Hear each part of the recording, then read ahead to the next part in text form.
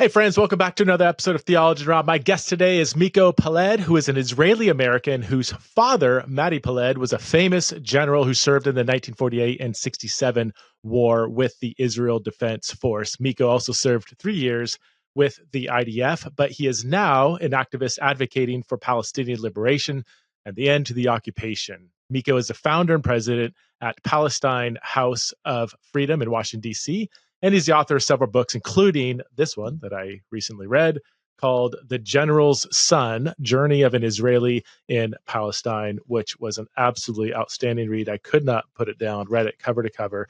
And that's why I'm so excited to talk to Miko on this podcast. So please welcome to the show for the first time, the one and only Miko Peled. Miko, thank you so much for being a guest on Theology and Raw. As I said offline, I read your book cover to cover, word for word, and it's one of those books I just could not put down. So I'm so excited to talk to you in person. Why don't we start with your father? Who was Matti Peled? Well, first, thanks for having me. It's a pleasure to chat with you. It's interesting that you start with that in one of the things that was written about my book when it came out. One of the reviews was written by Susan Abu Hawa, who's a great Palestinian writer, lives here in the U.S. And she wrote about him that he is the man that Palestinians don't know whether to love or to hate. You know, he dedicated his life to the creation of the state of Israel, to the Zionist state, which we know today is an apartheid state. He, as a young man, still in high school, joined the underground, the what we know today was a terrorist organization called the Palmach, and then served through the 1948 war. Then remained as a career officer and dedicated himself to establishing the military. He was of that generation that Israelis like to refer to as the generation of 1948, or the silver platter upon which the state was handed to the people, to the Jewish people. Because they were the young officers of 1948, and of course the conquest of what they call the land of Israel, which is, of course, Palestine. And then he was one of the one of the commanders, you'll remember, the Israeli High Command that planned and executed the 1967 assault, where the state of Israel completed the conquest of Palestine and turned all of Palestine into Israel, basically. And then he retired a year later. But what he did with it was unique, was that as soon as the 1967 war ended, and again, I say war, it was really just a brutal assault by Israel against its neighbors. But he stood up, still in uniform, at the very first meeting of the Israeli High Command. And he said, well, now that we've conquered all these lands, we've defeated all these armies, we've established ourselves here on this land, it's time to make peace. And we should start with the Palestinians by offering them the West Bank and the Gaza Strip as a small Palestinian state, make peace with them, and that will lead us to peace with the other Arab countries, and we can move on. As he was saying these words, really the smoke was still, the cannons were still smoking. The Israeli establishment went ahead and destroyed Palestinian towns and villages, built massively for Jews only. And we're talking about days after the war ended. And forcibly expelled some 500,000 Palestinians just from the area of the West Bank and the Gaza Strip. In other words, the expansion was not something that happened later on. It happened immediately. So as he was saying these things, gradually his comrades came up to him and said, look, this is not the time to talk about, this sort of thing.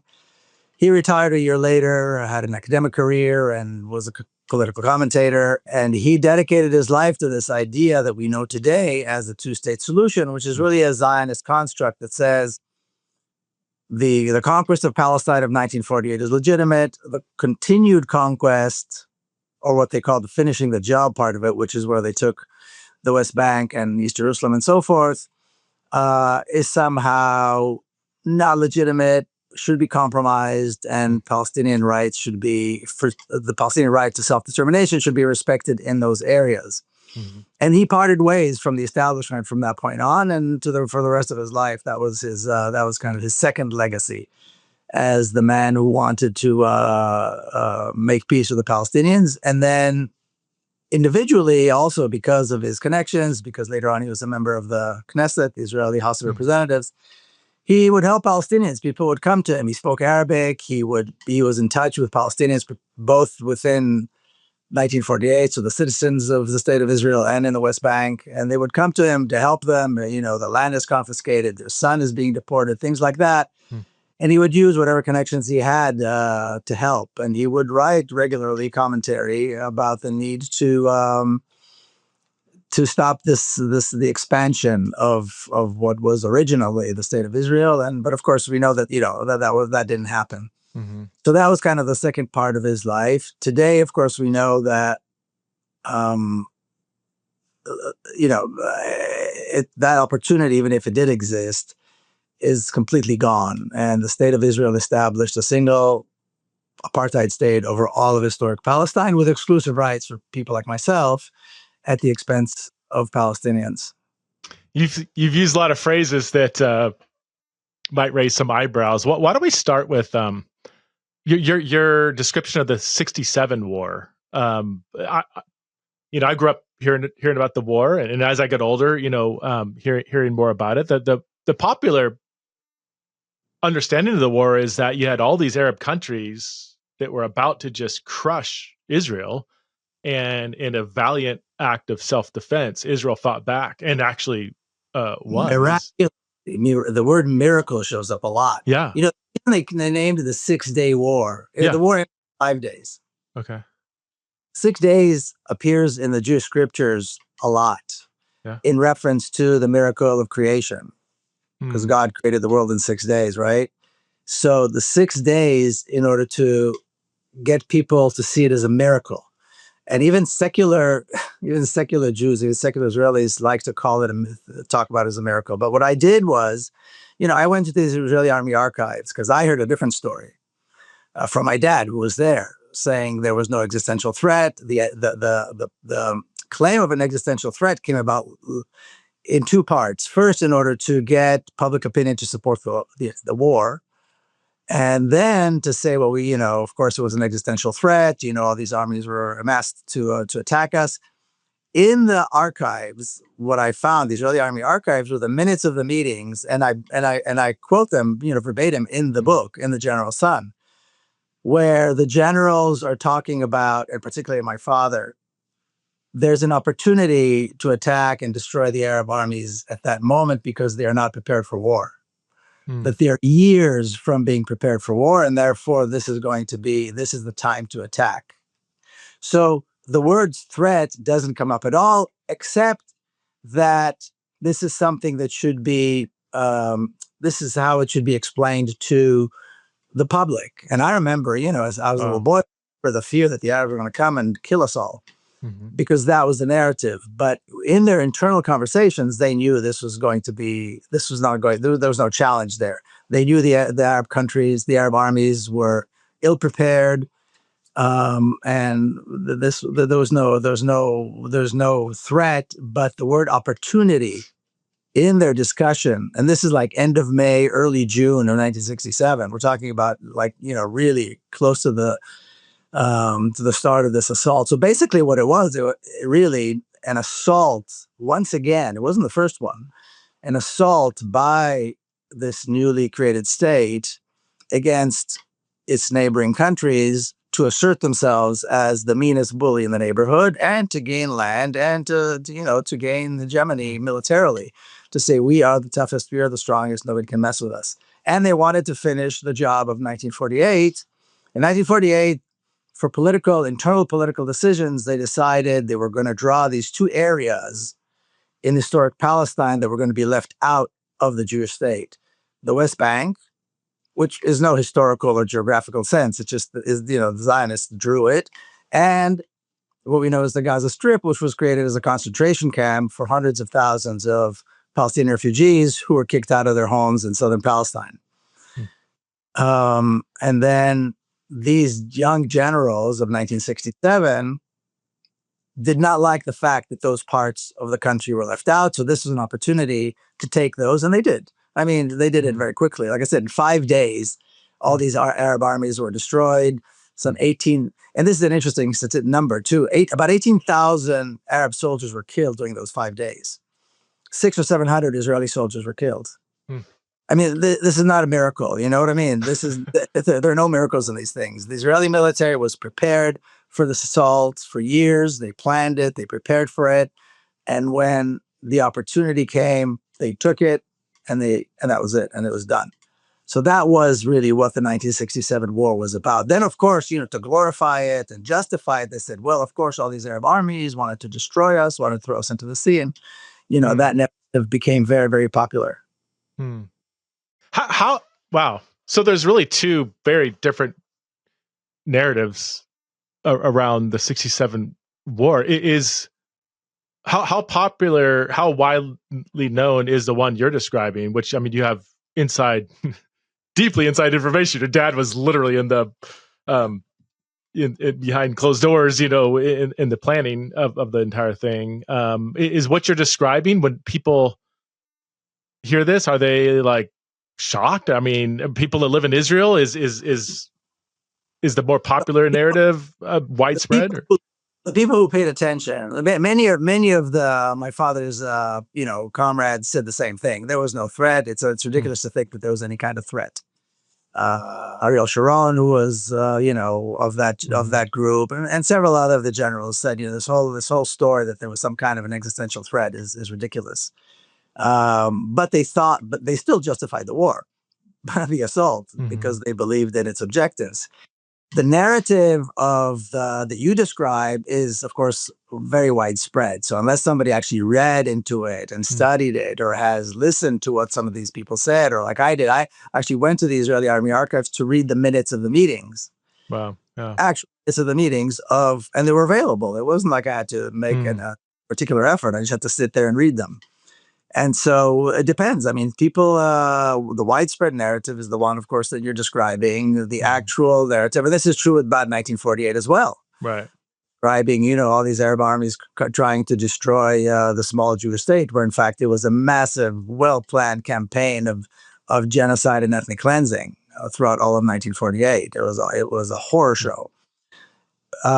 Executed by the newly formed state of Israel against the Palestinians, who were not armed, not prepared, and so forth.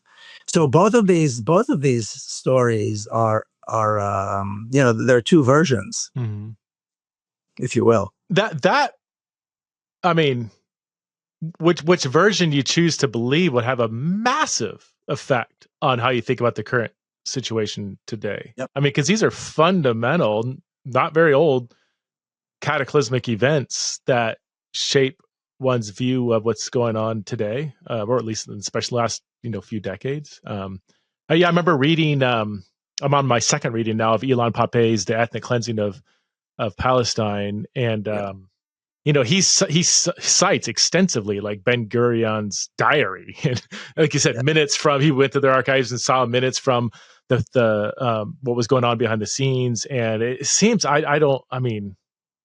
tell you what's about that. Interesting about that is that Palestinians have been saying this all along from the very beginning, and nobody listened.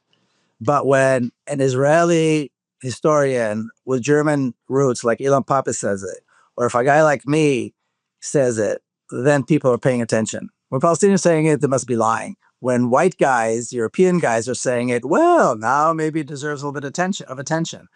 That's part of the problem here, But even if you look at what happened, the Israeli attack against Iran, if you take that and you go back 77 years, you can see that the one destabilizing factor in the region, the one element that has been causing the violence, the assaults, the ethnic cleansing, the genocide of the Palestinian people, is all the same thing. The problem has always been, the destabilizing factor has always been the apartheid state, or what they call the state of Israel.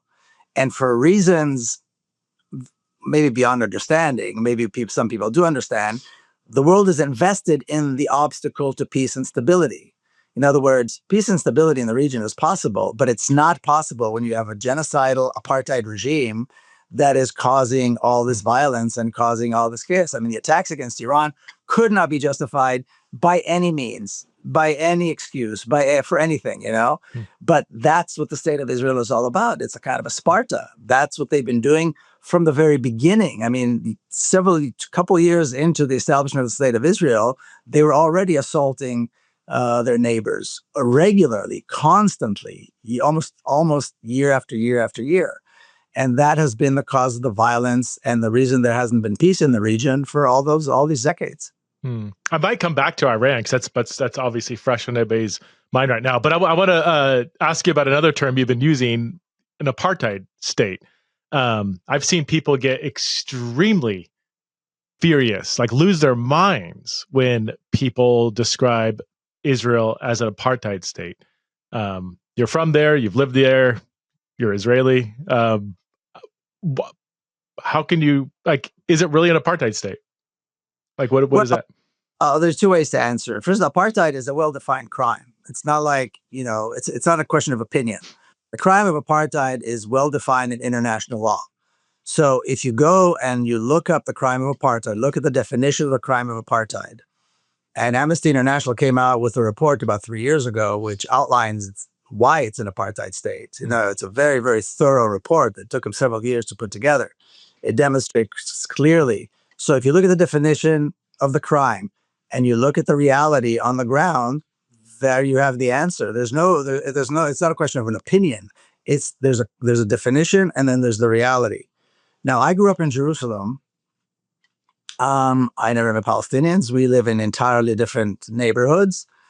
Our neighborhoods are well lit, broad streets, beautiful schools, playgrounds, sidewalks, plenty of water, as much as we need, electricity. I never thought twice about using water or electricity or anything like that. And even within Jerusalem, which is a single city, the Palestinian neighborhoods has a completely different reality. There are no sidewalks. There's no access to water. There's no access to the resources that we had. We go to separate schools. We speak separate languages. The same thing goes as you drive up and down the country. You see the Palestinian towns, and I'm not even talking about the West Bank. I'm talking about the Palestinian towns. In Israel, you say who have what's known as 1948, or some people call it, whatever, Israel proper. You look at the difference. You look at these towns. There's no development. There's, again, water, resources, sidewalks, basic things don't exist. And even now, again, it's relevant now because they have no bomb shelters, while all around them on land that used to belong to them are thriving, beautiful new Israeli settlements, Israeli towns and cities that the Palestinians have no access to. And so, again, going back to this Iran thing, because it's so relevant, these rockets are falling, these missiles are falling, Israelis are running to shelters. The Palestinians who live across the street, and again, most of these beautiful Israeli towns were built on their land, have no shelters, have no access to these shelters. They're completely different.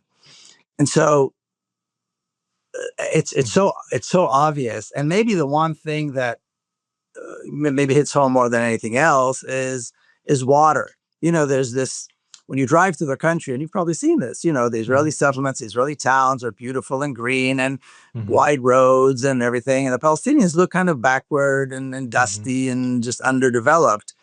And what I grew up learning, and what I'm sure you've heard and people hear all the time is, well, the Jews came and they developed the land, and the Arabs, look at them, they're so backwards because they're Arabs, right?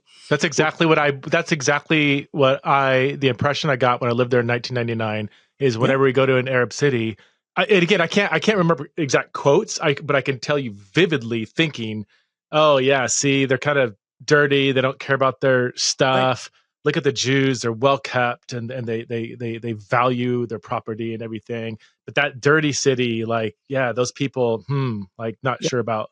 What isn't told people is the Palestinians. All the water is controlled by the Israeli agency called Mekorot.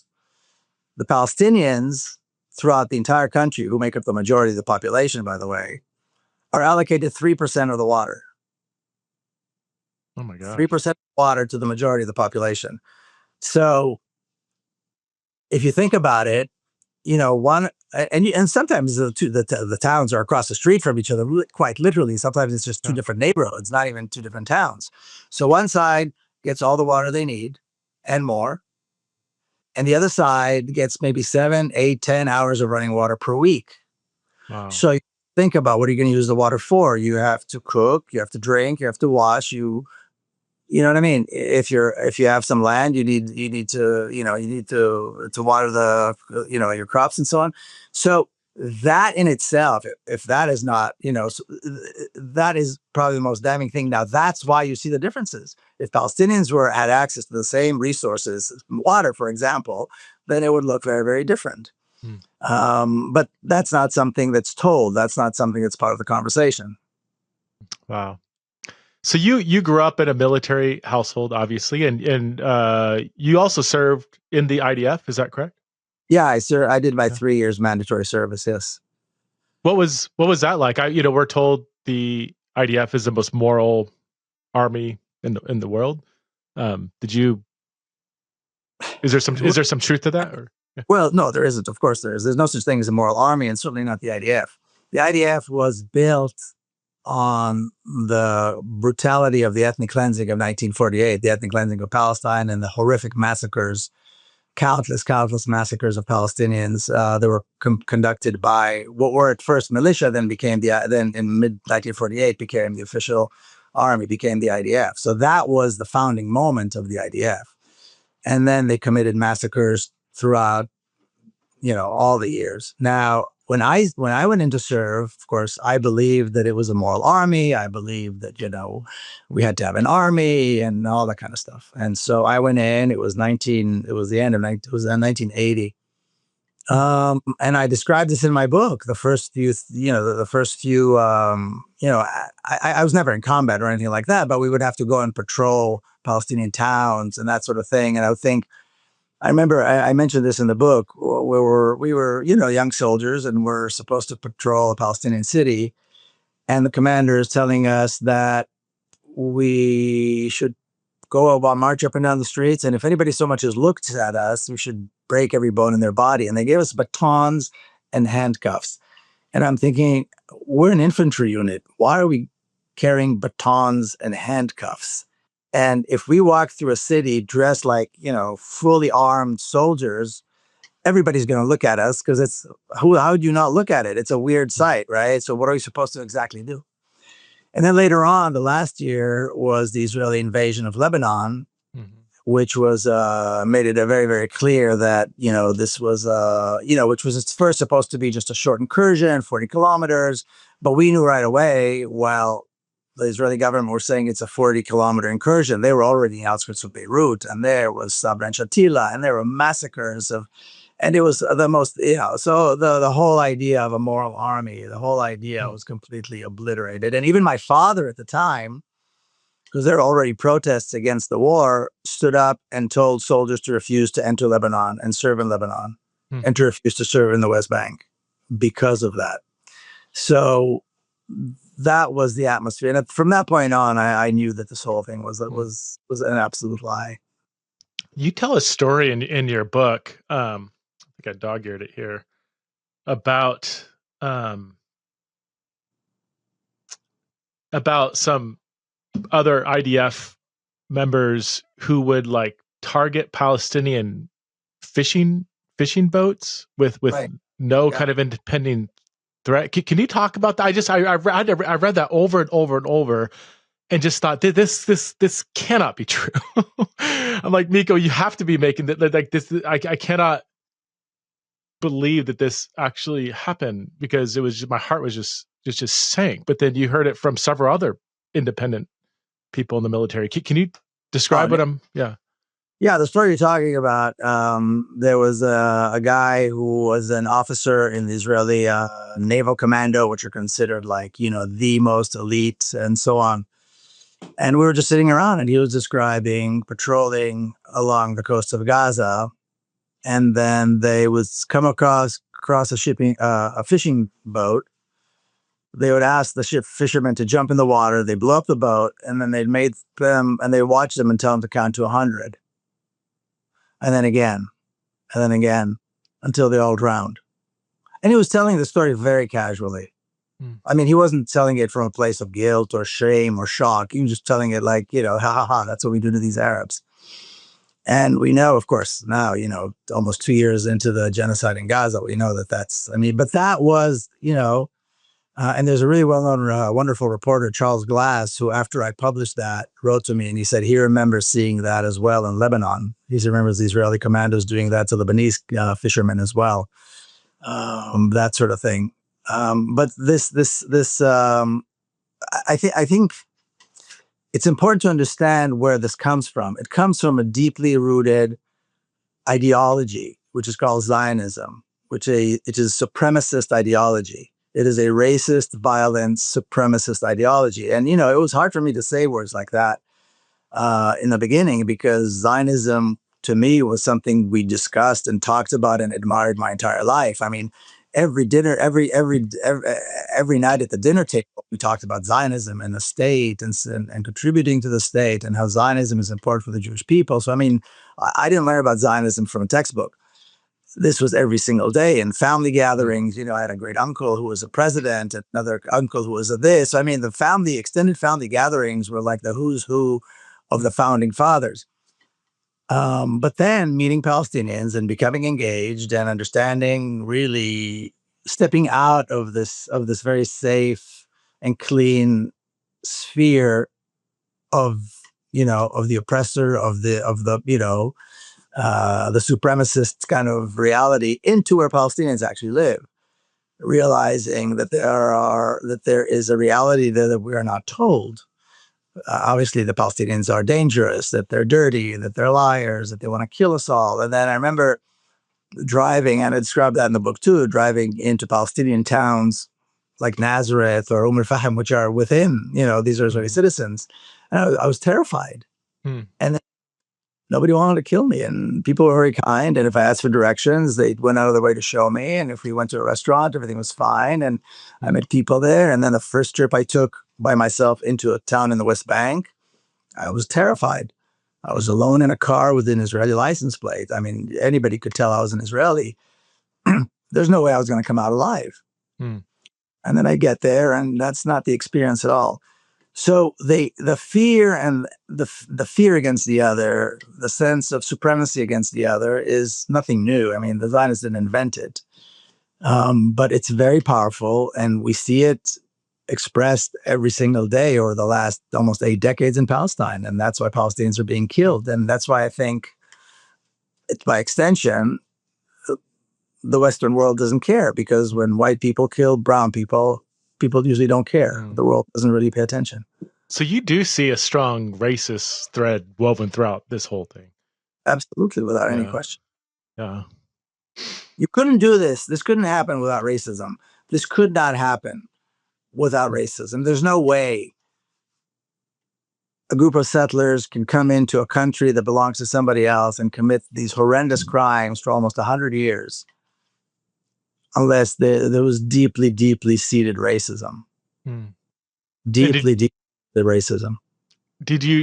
Have you experienced like explicit racist comments from fellow Israelis growing up there? I mean, is it explicit, or is it just kind of lying beneath the surface and implicit? No, explicit. It was always explicit. Today, it's like, today it's official policy, but whereas before, in the official kind of state realm, it was a little more subdued. But in discourse among friends and, among people, it's explicit. It's completely explicit. Arabs are dirty. There's a term, Arab labor, which is really interesting. Arab labor is considered poor, crappy labor. The most beautiful homes in Palestine, many of whom are now, were taken by Israelis, and Israelis live in them. The most beautiful homes are called Arab homes or Palestinian homes, particularly in Jerusalem, in West Jerusalem. The most beautiful homes were built by Palestinians. But still, there's this. Oh yeah, the racism is in everything. It's in the school books. It's in the discourse. It's in everything. Do you see it on the other side? Because I'm often told that if you grow up in Gaza or the West Bank, you're being trained from an early age to be anti-Semitic, to have an intrinsic hatred towards Jewish people. Do you see it on both sides? I mean, you could probably only speak primarily to your experience as an Israeli, but both, because I've read about it and I've researched it, and I know about it. So Israel has done everything it possibly could to make Palestinians hate Israelis, not Jews, Israelis. the occupiers. And every kid, any kid, 4-year-old to old men, and women, 94 years old, will have the same story, have the same kind of mantra that they repeat over and over again. We always lived in peace with Jews. We had good relations with Jews. Our neighbors were Jews. We have no problem with Jews, which is historically true. But how could we not hate the Israelis? How can we not hate this occupation? How could we not hate the state of Israel? Look what they did to us. And even when we try to live with them in peace, look what happens. It doesn't work. So there's two different things. It has nothing to do with anti-Semitism. It has to do with hatred of the occupier, hatred of the oppressor, which is completely natural. Now, as to the school books, so Israeli school, and I have a sister who's an educator, and she wrote a book about the Israeli textbooks, Israeli school books, and how they are systemically. It's an academic piece. I mean, she's an academic, and how they are systemically racist. But there's also work that she did with others, looking at the Palestinian textbooks. Now, the Palestinian textbooks in the West Bank and Gaza and so on, they had to get approval by the Israeli authorities, by the Europeans, by a whole bunch of different groups before they are presented, before Palestinians were allowed to use them. So, and in the Jerusalem schools, there's even another layer of censorship. So if you open a textbook, like a school book, sometimes you'll see it all blackened because there are certain terms, certain narratives, certain poems that they're not allowed to learn.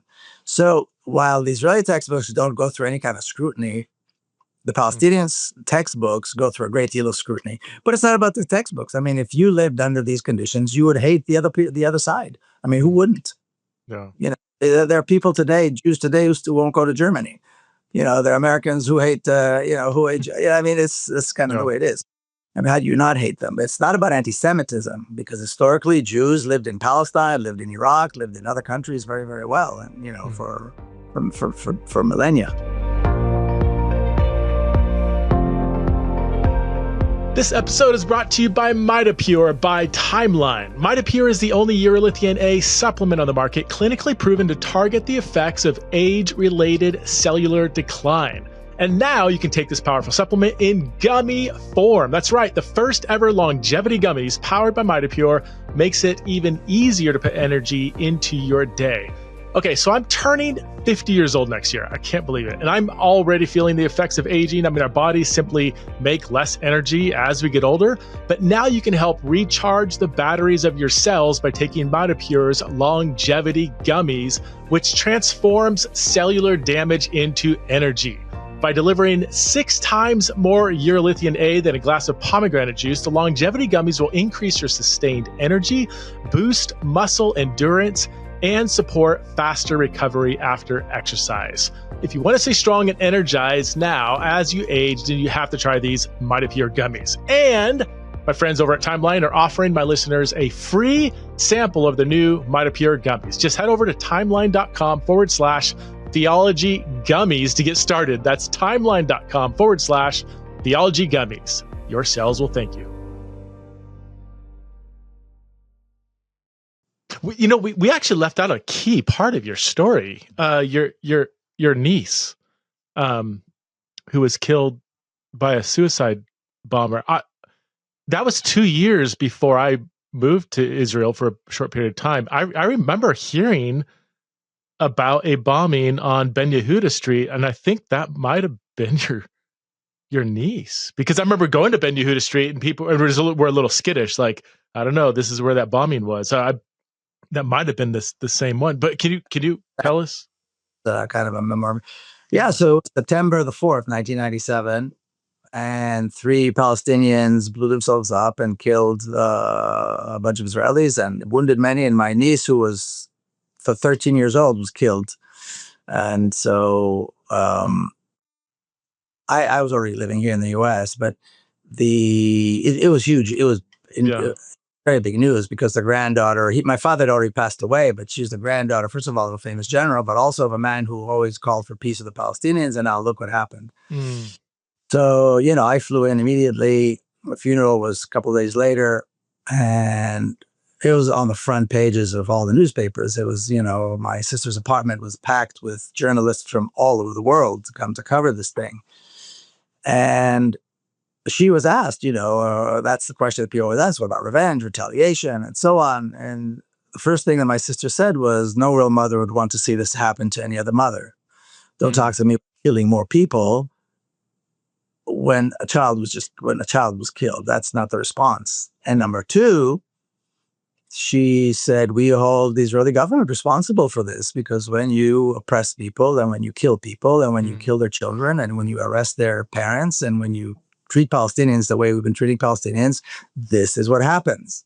This happens. We may like it, we may not like it, we may condemn it, we may not condemn it, but this is a reality that was created by us, by Israel.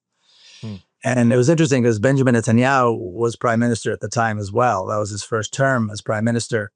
And they used to be friends. They went to school together, so they knew each other well. We knew him and his family very well. And he asked to come and pay condolences, and he was told by my sister not to come. We didn't want to see him there. Wow. So that was, and that to me was the drive to start, like the subtitle of the book, A Journey of an Israeli in Palestine, because what we don't do enough is stop and let the information sink in. We move from one tragedy to another. And the tragedy here, 3 young men took their own lives and killed a whole bunch of other people. Wait a minute. What kind of reality was created in order for something like this so terrible to happen? Of course, this happened so many more times, so many more deaths and so many more tragedies took place since then. But if we just take one and take a minute, pause and think about it.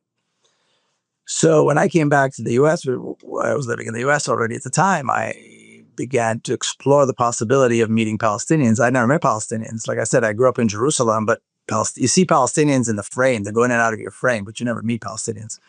And I began to engage in different meetings and dialogues and so forth. And eventually that was the kind of the first steps into my journey. That was when you were in San Diego, right? You talk about this in a book when you went to a joint Israeli-Palestinian kind of gathering in San Diego. Yeah, it was a Jewish gathering in San Diego. You had to move to San Diego to meet Palestinians. I've heard this from other Israelis that you can live for decades in the land and never really have a conversation with the Palestinian. I just don't understand how that's possible. Well, but is that pretty segregation? So talk about apartheid. That's apartheid. The segregation, even though the country is small, as you know, the segregation is extremely effective. Yeah. Kids don't have any activities together. They never go to schools together. They live in completely different environments. Our cities are beautiful and well lit and, modern. Theirs are, like you said earlier, the segregation is absolute. Did you, when you first started kind of to rethink maybe your Zionist background, maybe not back, but say upbringing. Can you take us back to that moment in your life, like your emotions, your thinking? Like, were you like, was it a slow kind of rethinking of your position, and was there some resistance? What were your own kind of pushbacks to what were you hearing maybe for the first time from Palestinians, like in that gathering in San Diego? So I'll give you two. I'll describe it in 2 ways. It's like taking a saw and cutting off your own hand without anesthesia. Golly. Because it's not just that I was an Israeli. I came from this family where we were so proud of who we were, and every other person was an important person, and they contributed. So that's the first. That's the first sensation. The second one was, and this I have to attribute this to the generosity of the Palestinians who are now still my good friends all these years later. The Palestinian community who allowed me to go through this very painful process. It's kind of like a baby letting go of something and then taking the first few steps before they hold on to the next thing. And you've got to be very patient. And they were the patience and their generosity and how welcoming they were is what allowed me to go through that process. Nobody ever accused me. There was never any finger pointing. Nobody ever made me feel uncomfortable or bad about my background, my Zionist roots and so on.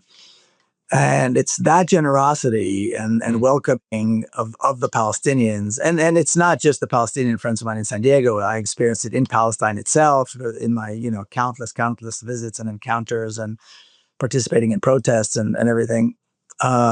That's what allowed me to take those baby steps where I had to let go of something that I knew or I thought I knew and not just let go, but then reject it and find something else because wait a minute, so who am I? My identity is suddenly in limbo, right? I mean, I've got to figure out who I am, what I believe in, what does all this mean, that kind of thing.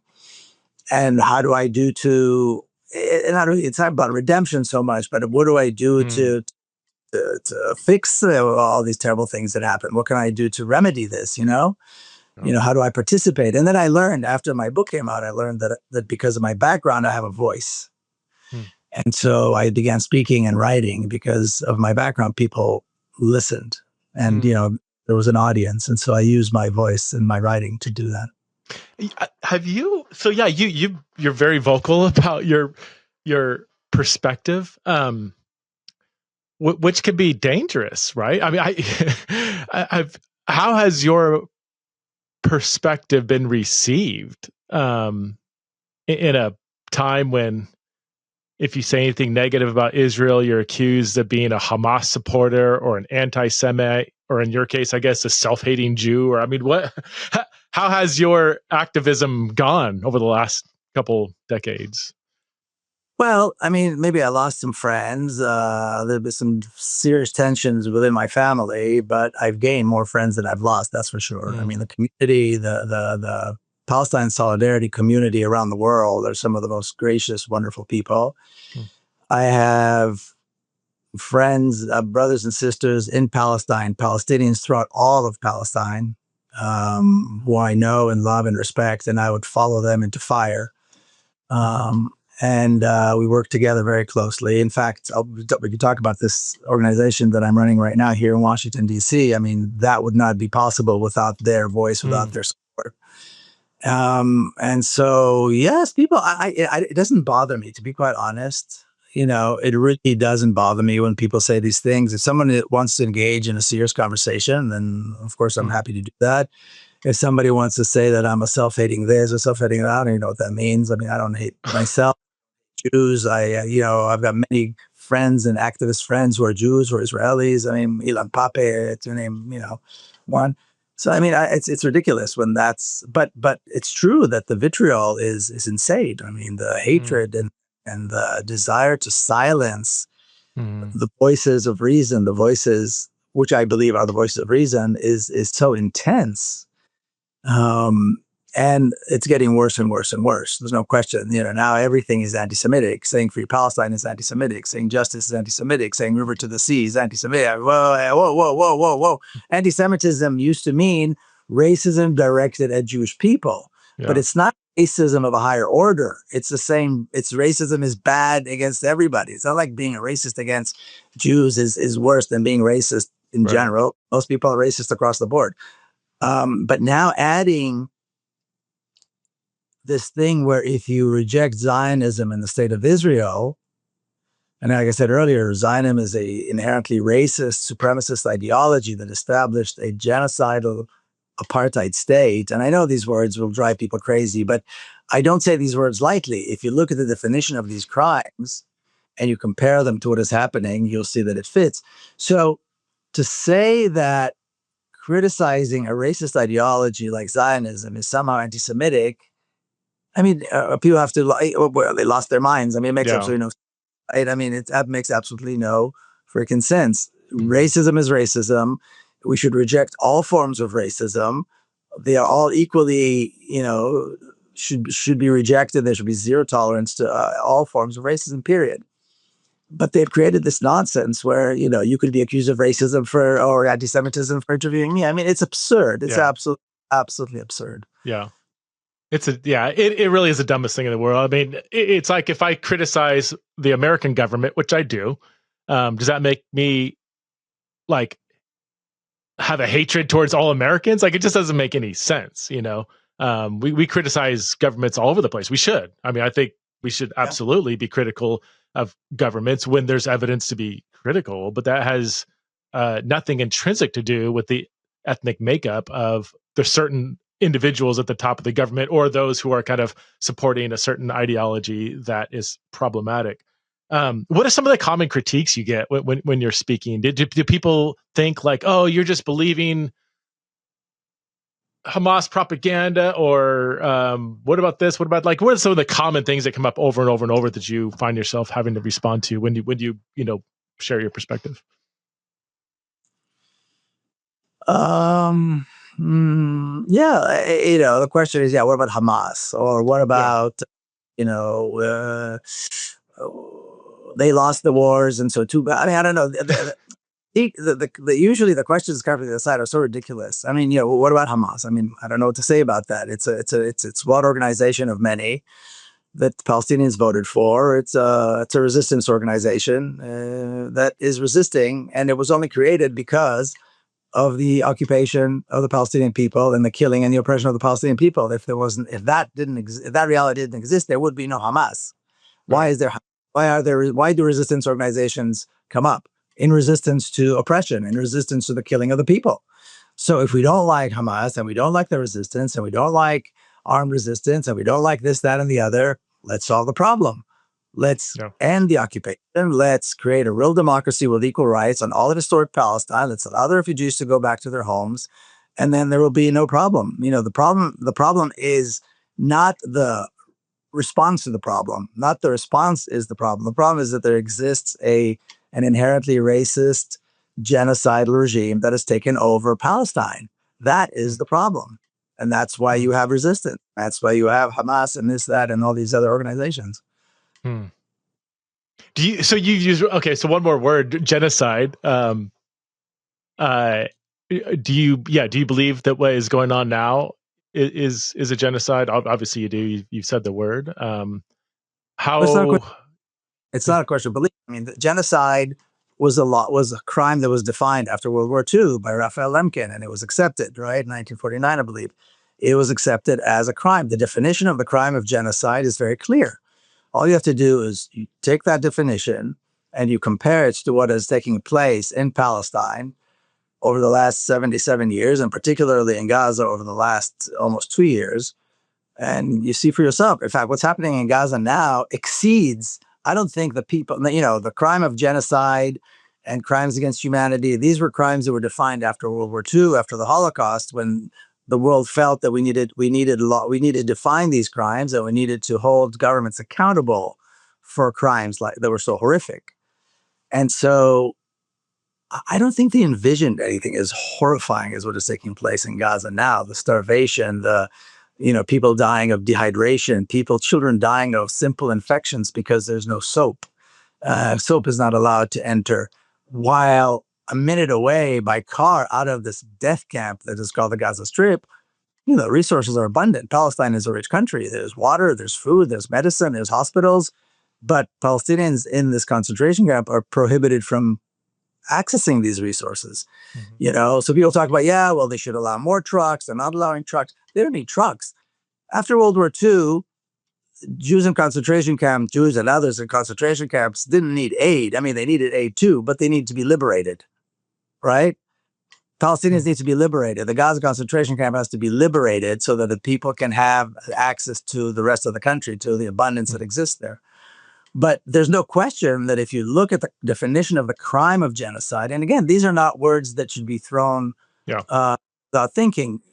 You should, read Raphael Lemkin, read the crime, their own statute, read the crime, the definition of the crime, see what is happening there. And there's no question that there's a genocide going on. And there's no question that there's intent, because, for the crime of genocide to stick, Hmm. then you have to show intent, Hmm. which is very tricky. Yeah. Well, you bomb a building once and you kill a few citizens. Okay, maybe there's no intent. You do it over and over and over and over and over for years. I think intent is pretty clear. Plus the rhetoric. If you listen to I read the Hebrew news, I listen to the TV shows, I listen to the interviews with politicians and people in the streets and the talking heads and so on. the intent for genocide is blatantly clear. They're not even trying to hide it. And so there's no question that there's a genocide. There's no question that there's an intent for genocide. I remember reading the South African report that was submitted, the 90-page report. I want to say January 2024. It was a few months after October 7th. And I was really I mean, people throw around genocide. I'm like, I don't know. Like, it's bad. It's horrible. It's probably crimes against humanity, war crimes. Is it genocide, though? But after reading that report, and it was exactly what you said. Extensive. I mean, almost like 10 pages of explicit documentation of either genocidal type statements from Israeli leaders or flat out just that's a genocide statement, you know? So you have the intent well documented, and then you have the results obviously well documented. I think what people get hung up on is they think genocide means that a group of a nation or government or military will use as much power as possible to kill as many people as possible. So they might say, well, they haven't just, sure, even if we say the death toll's, 80,000, that's bad, but there's 2 million people there. Is Israel capable of killing all of them? Probably. They could just drop, they have nuclear weapons, right? I mean, they haven't used as much, they haven't killed as many people as they possibly could. Therefore, it's not a genocide. That's what I think a lot of people think, but that is not the definition of genocide. It's not kill as many people as quickly as you can with as much power as you can. That's not, in fact, I think they're very strategic. Well, they're if they go too far, farther than they already have, then you have a lot more international pressure. But they've the estimates, you say something like 80,000. The numbers that are counted are usually the ones that are shot. Okay, people are dying of dehydration. Children are dying of dehydration. Children are dying, and there's testimonies by doctors against genocide and other groups that have gone there. I've met so many of them.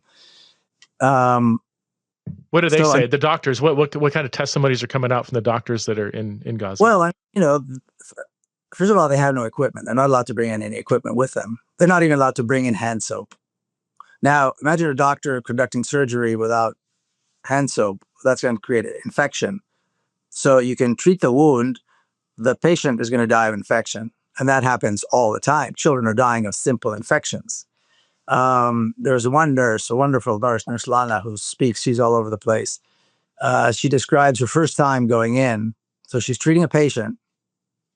And then, before the patient leaves, before the discharge, she says, you go home, drink plenty of water, clean the wound, change the Band-Aids. And then as she's saying this, she's realizing there is no home. There is no water. There is no soap. There is no Band-Aids. There's nothing. This patient that she just treated is probably going to die either of dehydration or infection because there's no way to treat the infection. That's what happens.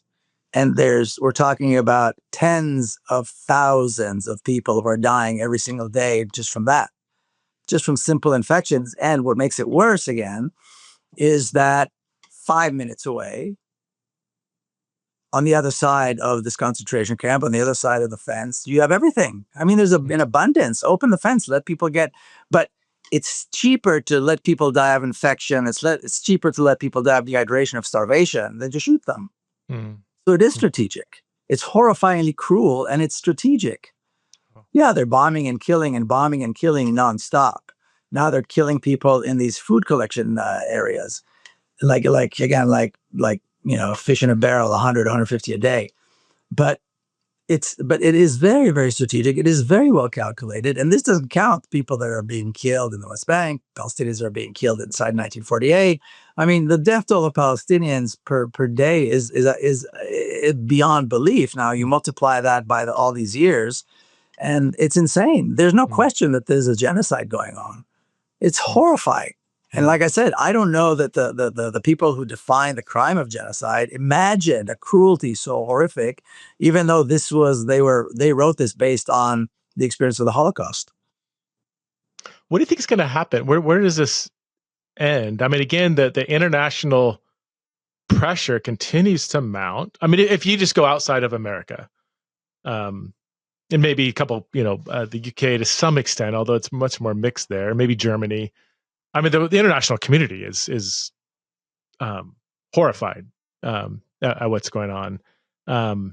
Where do you think? I mean, in 6 months, year, 2 years, at some point, there has to be some kind of end, I guess, to the situation in Gaza in particular. Not the all the stuff going on in the land as a whole, but like, do you think that there will be trials of like war crimes, and do you think Netanyahu will be held accountable for his actions, or what are your thoughts? I don't think the world is horrified enough. Okay. Because there's no actions. We don't see sanctions until there's severe sanctions, an arms embargo, until Israel is boycotted and Israeli diplomatic missions are closed down and the ambassadors are sent home, until the missions in Tel Aviv are closed down and people in all the countries call their ambassadors in.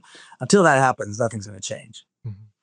And nothing is going to change as long as the world is invested in the problem, which is the apartheid state, the state of Israel. As long as people say, I believe in Israel's right to exist, then they're saying, I am allowing this to continue, this horrific genocide, this cruelty, and it's not going to stop. There is no other Israel. There is no other option.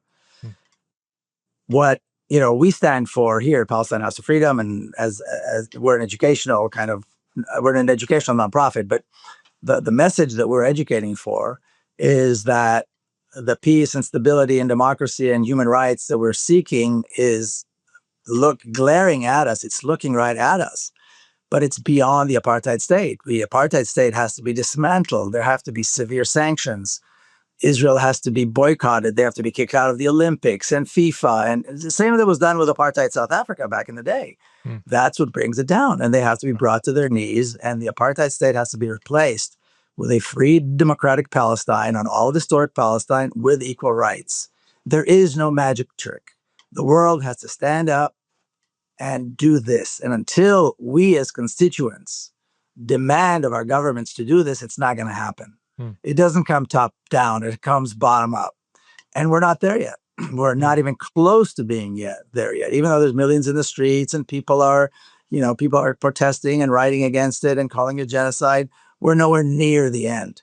And as long as we don't stand up, again, I'll say this again, as constituents, not only as constituents, but also as consumers of media, of corporate mainstream media, unless we demand honesty from the media, unless we demand that our governments act and impose immediate, the most severe sanctions, the most severe boycott, an arms embargo, a no-fly zone over Gaza. That is the only thing that's going to bring an end to this. And then a peaceful transition from apartheid to a real democracy with equal rights, or releasing all the Palestinian prisoners. Most of 90% of Palestinian prisoners are political prisoners. This is the elite of Palestinian society. These are the leaders. These are the people who can and will lead this future democracy with equal rights. That's the only thing that's going to do it. There is no magic trick. There is no other solution. It's either the apartheid state is allowed to continue until it implodes somehow, because the apartheid state itself is in a state of chaos, or we fight and struggle with the Palestinian people for them to gain the rights that they deserve, and guarantee the safety and security of Palestinians. There's no guarantee to the safety and security of Palestinians. A Palestinian can be shot, killed, starved, die of dehydration, and there are no consequences. There's no recourse. There's nowhere for Palestinians to go. There's nobody that listens to Palestinians and will come and protect them. They have no protection. There's no law. There's no country. There's no entity that protects them. And until such time, like I said earlier, the apartheid state collapses and replaced by a real democracy with equal rights, none of this is going to happen. Can you explain, you're in DC, why is there such widespread support of the state of Israel among the American elite? I mean, I think all but maybe one Republican congressman is, just unconditionally in support of Israel. You have some on the Democratic side that are more critical. I think Thomas Massey is the only Republican that has been outspoken. But why is there such control? Why was there such seemingly control over the American elite in this? Well, there's several. I think, first of all, the American education system is the Zionist education system. So you ask anybody on the street about Palestine, most of the time they'll confuse it with Pakistan. They never heard of Palestine. And if they have, they heard something casual on the news, maybe about terrorism or war or something like that. You don't learn about Palestine in school. You learn about Israel in school. You learn about the Bible stories in school as though they're history. You learn about the Holocaust in school. You learn about the state of Israel in school. I mean, my kids, went through public school. There's no Palestine. They never hear of Palestine. And they know that Israel is our ally. They know that Israelis are the descendants of of the old Hebrews and all this. Of course, all that is questionable historically, but that's what Americans learn. Now, on top of that, so Americans are already pro-Israel just from that. Now, on top of that, you look at culture, look at media, you look at any aspect of American life. Israel is present very, very heavily, very, very heavily. Philanthropy, some of the most generous donors for schools and I don't know. I remember being in San Diego. The Jacobs family saved the San Diego Symphony. These are all wonderful, generous people. They're all Zionists. So if they support Zionism in Israel and they're so generous, who's going to tell them that Israel is an apartheid state? Now people are saying, wait a minute, what's going on here? And so you've got that as a foundation. Now, on top of that, you've got a very, very powerful Israeli lobbies, Zionist lobbies, stretched throughout the entire country. Every state has a Virginia, Israel, something, something committee, the Texas, Israel, something, something committee. And they look at textbooks. They look at, social studies textbooks. They really review them. They provide curriculum for teachers who teach social studies that teach the right thing. They're everywhere. And then you've got AIPAC here in Washington, D.C., and AIPAC's not the only one. There's a whole host of Zionist lobbies that practically live here on Capitol Hill. They should be paying rent. They're there so much. They're like the furniture. And they make sure that everything is done by their book. And they're very compelling. So, and then they also have the power to affect elections. We've seen that. We've seen people who ran for office who did not follow the Zionist line and lost their jobs. So that's why they're so powerful. They've been doing a very good job for over 100 years. My grandfather was part of this core of diplomats who traveled around the world and spread the word of Zionism, back in the day.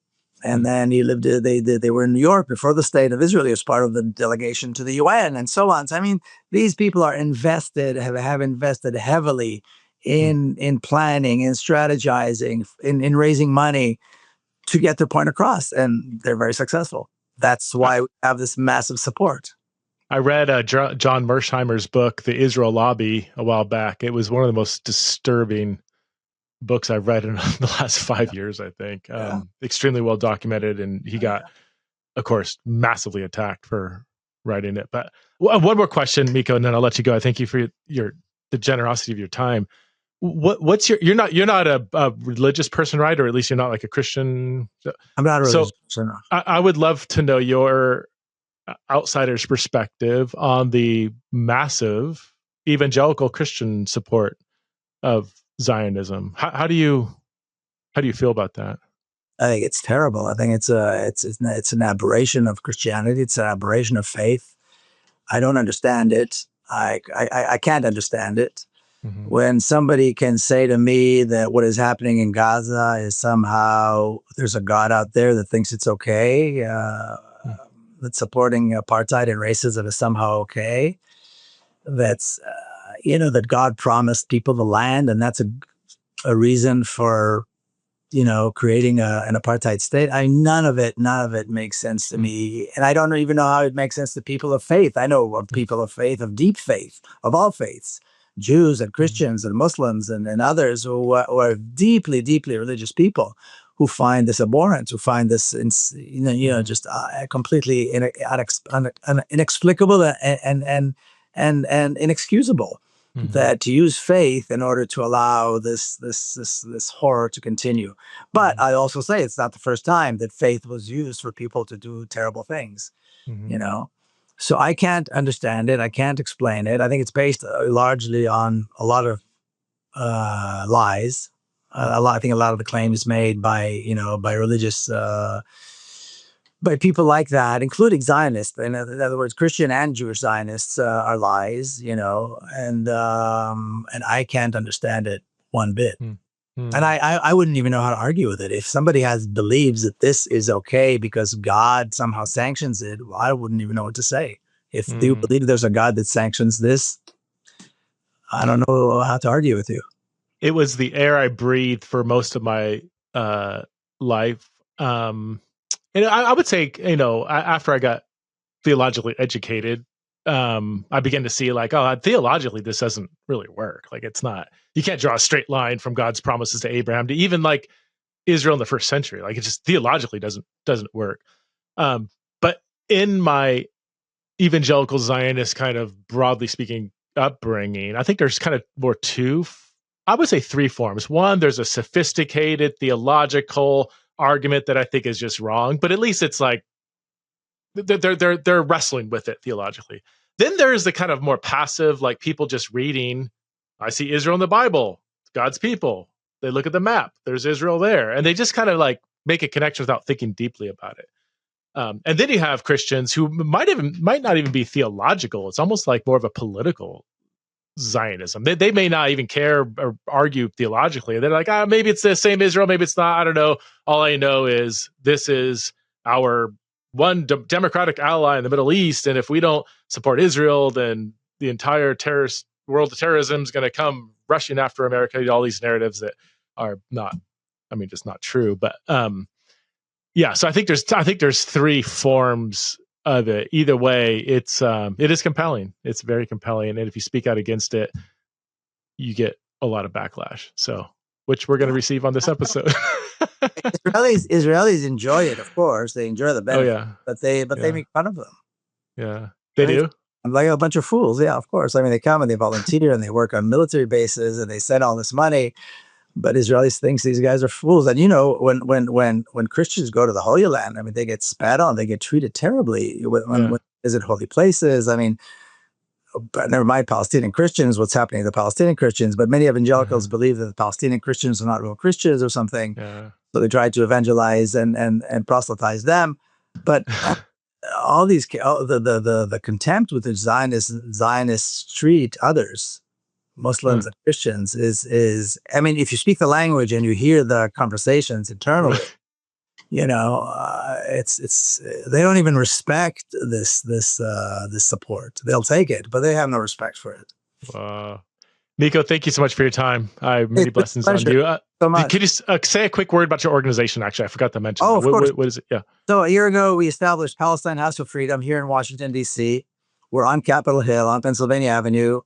We wanted to establish a high-profile place in a high-profile location in Washington, D.C. with a Palestinian flag and the name Palestine.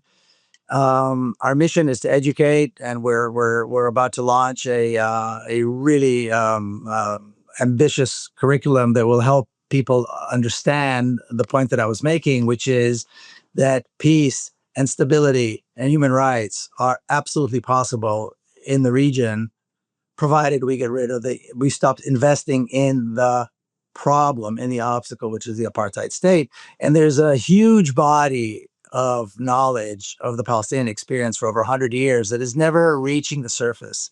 And so we're digging into it. It's called, in Arabic, we call it tarakum, which means accumulation. The accumulation of decades of writing and political expression and artistic expression and so on, that is just never reaches the surface.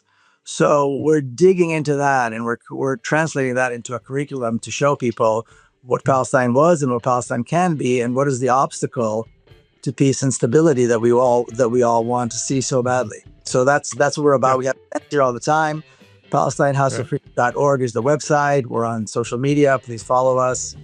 And if you're in DC, come visit. Thank you, Miko. Blessings to you. Thank you so much.